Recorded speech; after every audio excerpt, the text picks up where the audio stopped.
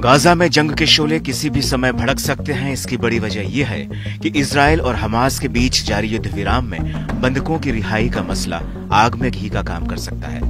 दरअसल अमेरिकी राष्ट्रपति डोनाल्ड ट्रंप ने हमास को सीधी धमकी देते हुए एक बार फिर चेताया कि वो अंजाम भुगतने के लिए तैयार रहे। राष्ट्रपति डोनाल्ड ट्रंप ने कहा कि अगर हमास शनिवार को दोपहर तक गाजा में बंधक बनाए गए बंधकों को रिहा नहीं करता तो उन्हें यकीन नहीं है कि फिर क्या से क्या हो जाएगा।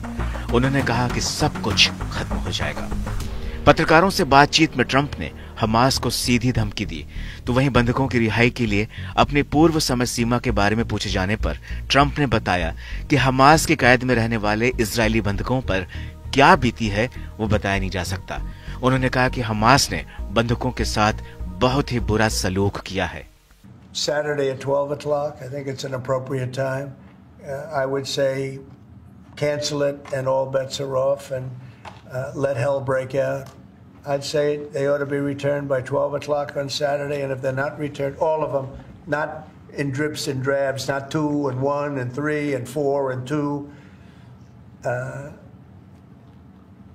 Saturday at 12 o'clock, and after that, I would say all hell is going to break out. And I don't think they're going to do it. I think a lot of them are dead.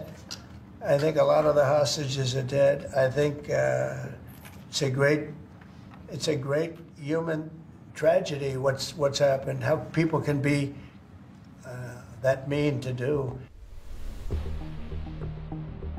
हालांकि Trump ने यह भी कहा कि Hamas ने पहले घोषणा की थी कि वो बंधकों को रिहा नहीं करेगा, लेकिन जब उन्होंने इस सप्ताह की शुरुआत में हमास को डेडलाइन की याद दिलाई तो हमास को होश आया।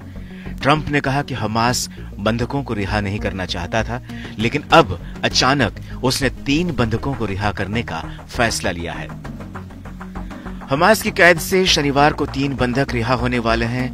उसकी ओर से रिहा होने वालों में ईआर हॉर्न, अमेरिकी मूल के सागोई डेकेलचेन और रूसी मूल के अलेक्जेंडर साशा ट्रोफानोव शामिल होंगे। युद्ध विराम पर सहमति बनी रहेगी या नहीं, इस पर कई दिनों की अनिश्चितता के बाद मिस्र और कतर के मध्यस्थों के प्रयासों के बाद घोषणा की जाएगी।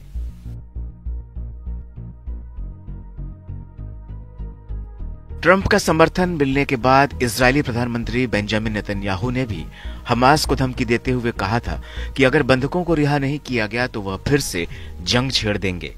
हमास ने कहा कि इजरायल को बदले में 369 फिलिस्तीनी कैदियों और बंदियों को रिहा करने की उम्मीद है। पिछले महीने हुए युद्ध विराम समझौते के मुताबिक हमास 33 इजरायली बंधकों को अपनी कैद से रिहा करेगा, जिसके बदले इजरायल को भी फिलिस्तीनी कैदियों और बंधकों को रिहा करना होगा।